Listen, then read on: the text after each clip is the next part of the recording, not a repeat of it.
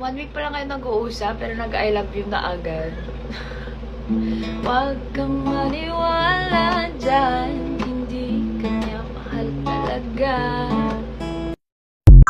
Pwede mo naman ako tikman. Basta imagination mo lang. Yung stress na sila sa kakachismis sa buhay mo. Oh no! Pero ikaw, nakapi-kapi lang. Hi.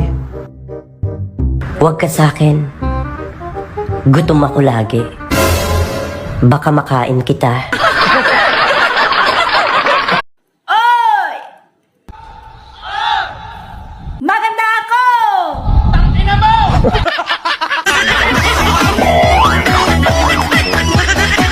Hoy, alam mo ba, pinagkikismisan ka nila. Ang sabi nila, tigang ka raw. O bakit? Ako lang ba? Sila din naman